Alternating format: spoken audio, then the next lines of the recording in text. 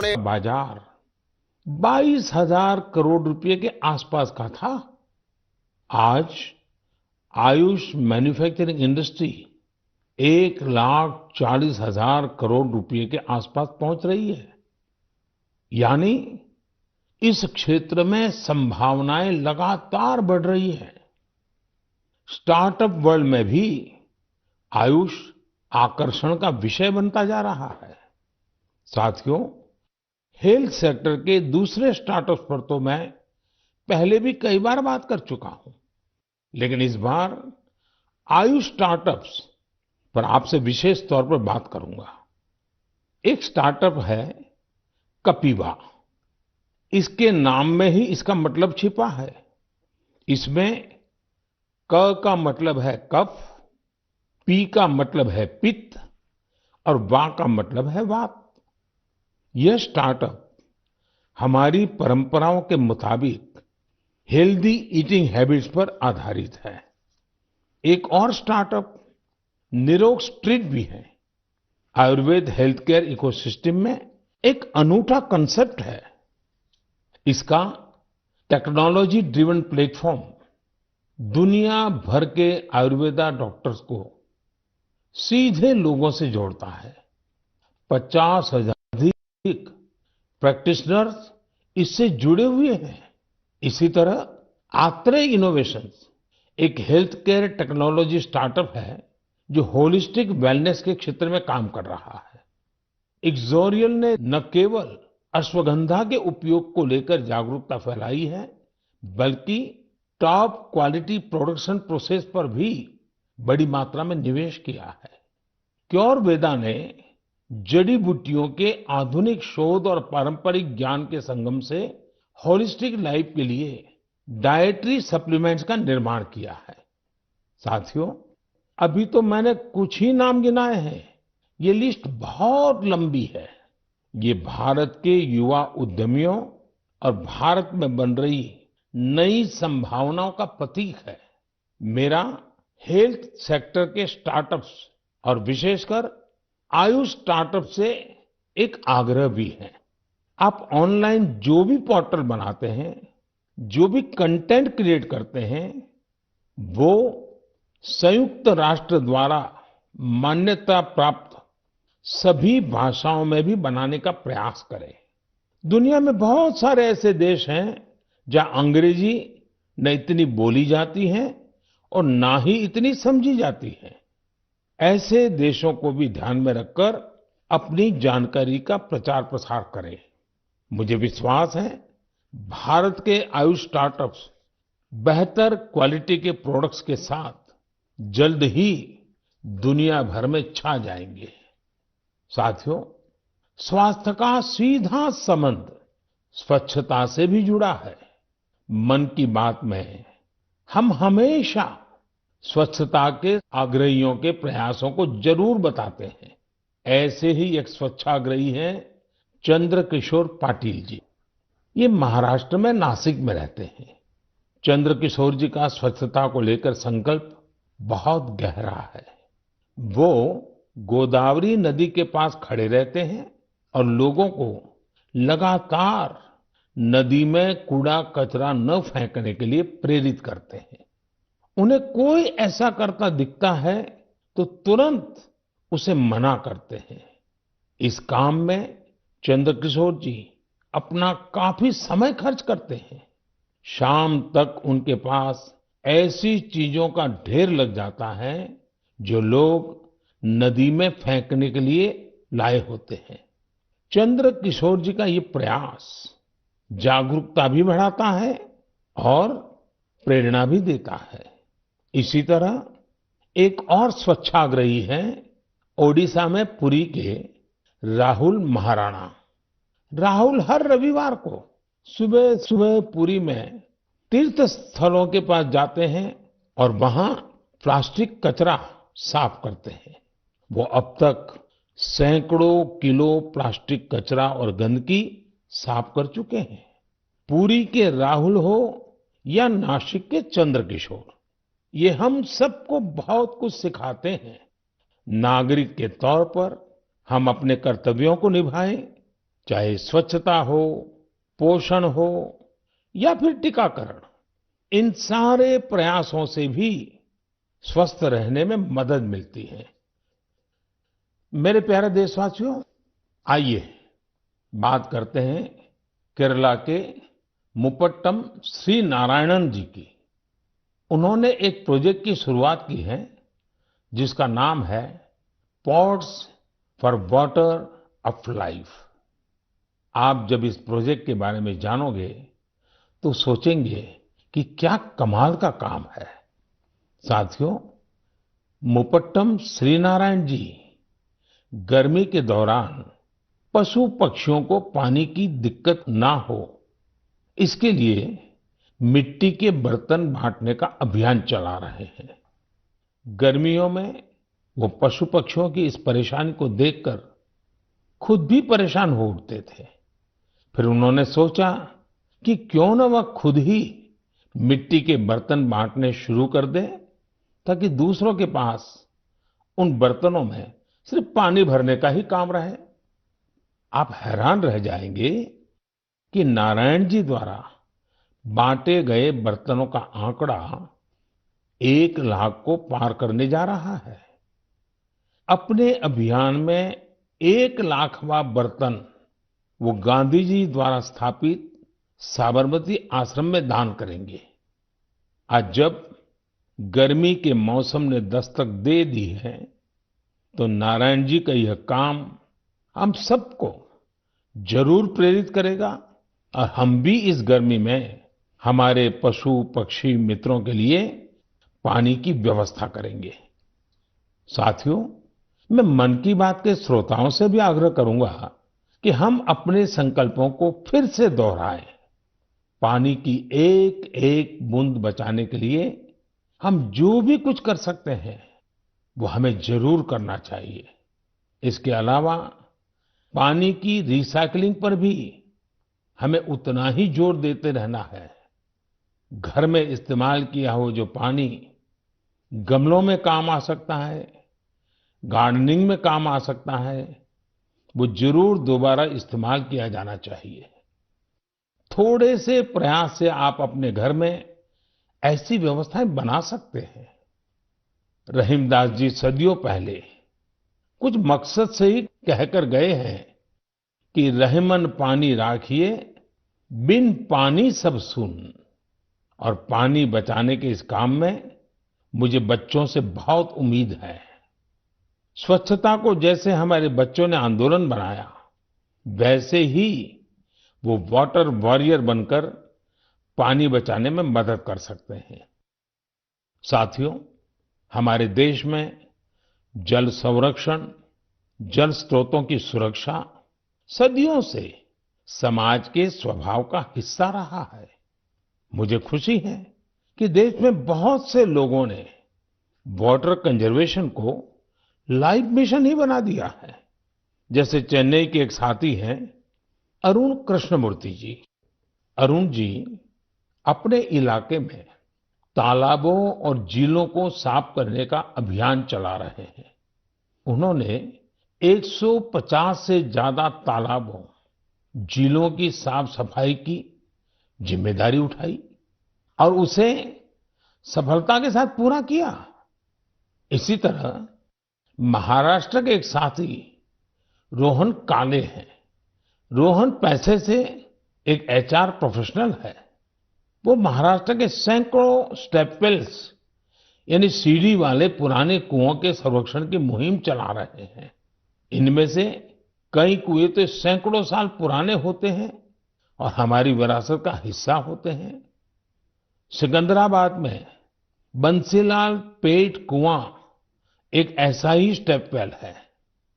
बरसों की उपेक्षा के कारण ये स्टेप वेल मिट्टी और कचरे से ढंक गया था, लेकिन अब वहां इस स्टेप वेल को पुनर्जीवित करने का अभियान जन भागीदारी से शुरू हुआ है। साथियों, मैं तो उस राज्य से आता हूं जहां पानी की हमेशा बहुत कमी रही है। गुजरात में इन स्टेप वेल्स को वाव कहते हैं। गुजरात जैसे राज्य में वाव की बड़ी भूमिका रही है। इन कुओं या बावड़ियों के संरक्षण के लिए जल मंदिर योजना ने बहुत बड़ी भूमिका निभाई। पूरे गुजरात में अनेकों बावड़ियों को पुनर्जीवित किया गया।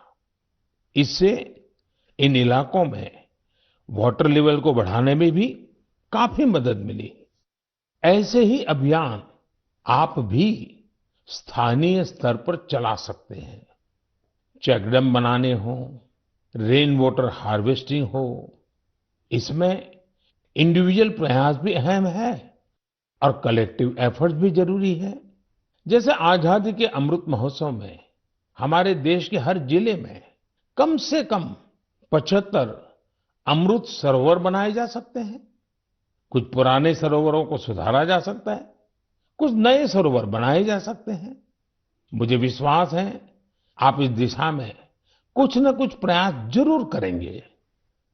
मेरे प्यारे देशवासियों, मन की बात उसकी एक खूबसूरती ये भी है कि मुझे आपके संदेश बहुत सी भाषाओं, बहुत सी बोलियों में मिलते हैं। कई लोग माइगोव पर ऑडियो मैसेज भी भेजते हैं। भारत की संस्कृति, हमारी भाषाओं, हमारी बोलियां, हमारे रहन-सहन, खान-पान का विस्तार, ये सारी विविधताएं हमारी बहुत बड़ी ताकत है।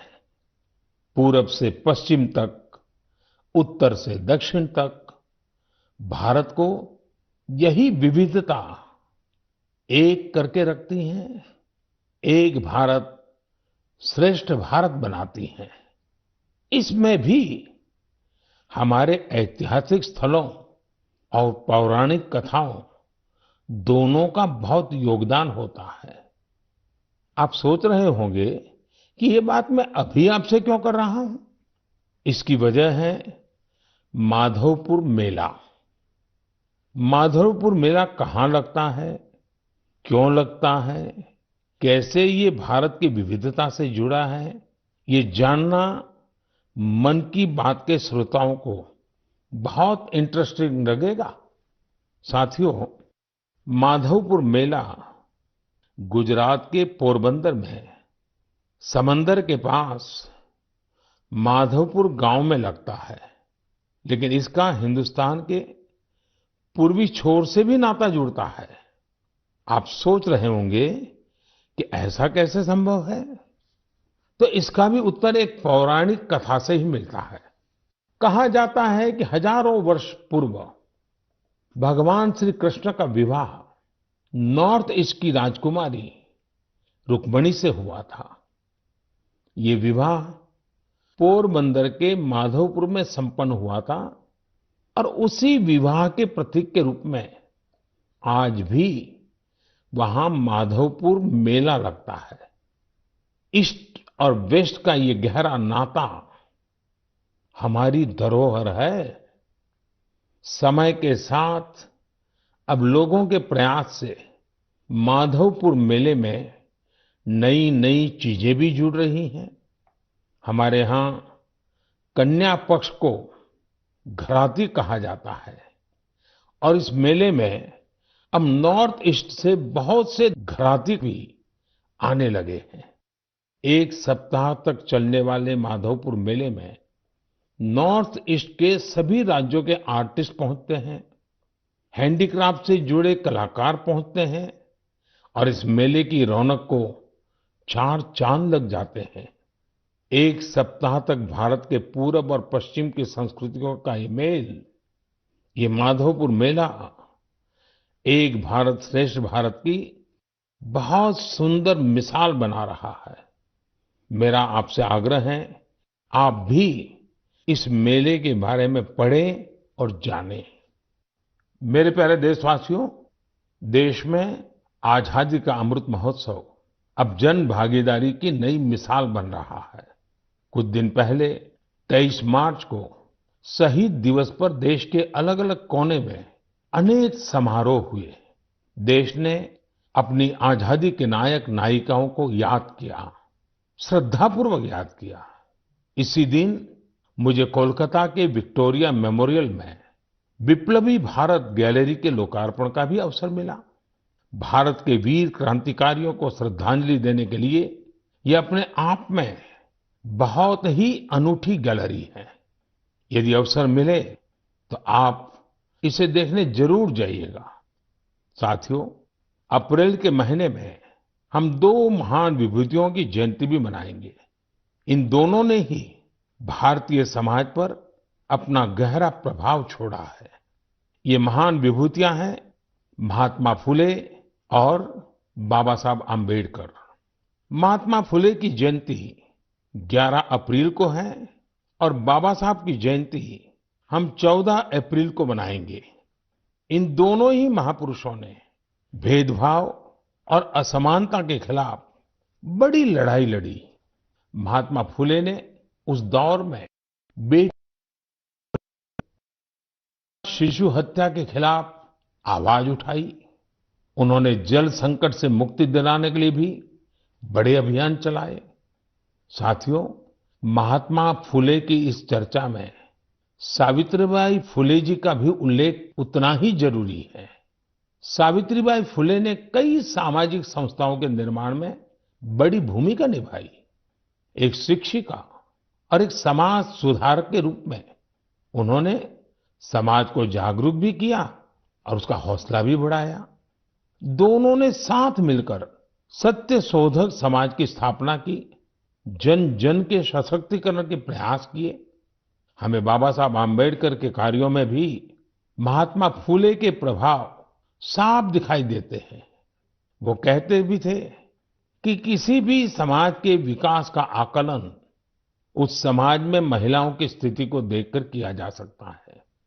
महात्मा फुले, सावित्रीबाई फुले, बाबा साहब आम्बेडकर के जीवन से प्रेरणा लेते हुए मैं सभी माता पिता और अभिभावकों से अनुरोध करता हूं कि वे बेटियों को जरूर पढ़ाएं। बेटियों का स्कूल में दाखिला बढ़ाने के लिए कुछ दिन पहले ही कन्या शिक्षा प्रवेश उत्सव भी शुरू किया गया है। जिन बेटियों की पढ़ाई किसी वजह से छूट गई है, उन्हें दोबारा स्कूल लाने पर फोकस किया जा रहा है। साथियों, ये हम सभी के लिए सौभाग्य की बात है कि हमें बाबा साहब से जुड़े पंच तीर्थ के लिए कार्य करने का भी अवसर मिला है। उनका जन्मस्थान महू हो, मुंबई में चैत्य भूमि हो, लंदन का उनका घर हो, नागपुर की दीक्षा भूमि हो या दिल्ली में बाबा साहब का महापरिनिर्वाण स्थल, मुझे सभी जगहों पर, सभी तीर्थों पर जाने का सौभाग्य मिला है। मैं मन की बात के श्रोताओं से आग्रह करूंगा कि वे महात्मा फुले, सावित्रीबाई फुले और बाबा साहब आम्बेडकर से जुड़ी जगहों के दर्शन करने जरूर जाएं। आपको वहां बहुत कुछ सीखने को मिलेगा। मेरे प्यारे देशवासियों, मन की बात में इस बार भी हमने अनेक विषयों पर बात की। अगले महीने बहुत से पर्व त्योहार आ रहे हैं। कुछ ही दिन बाद ही नवरात्र है। नवरात्र में हम व्रत, उपवास, शक्ति की साधना करते हैं, शक्ति की पूजा करते हैं। यानी हमारी परंपराएं हमें उल्लास भी सिखाती हैं और संयम भी। संयम और तप भी हमारे लिए पर्व ही है। इसलिए नवरात्र हमेशा से हम सभी के लिए बहुत विशेष रही है। नवरात्र के पहले ही दिन गुड़ी पड़वा का पर्व भी है। अप्रैल में ही ईस्टर भी आता है और रमजान के पवित्र दिन भी शुरू हो रहे हैं। हम सबको साथ लेकर अपने पर्व मनाएं, भारत की विविधता को सशक्त करें, सबकी यही कामना है। इस बार मन की बात में इतना ही। अगले महीने आपसे नए विषयों के साथ फिर मुलाकात होगी। बहुत बहुत धन्यवाद। ABP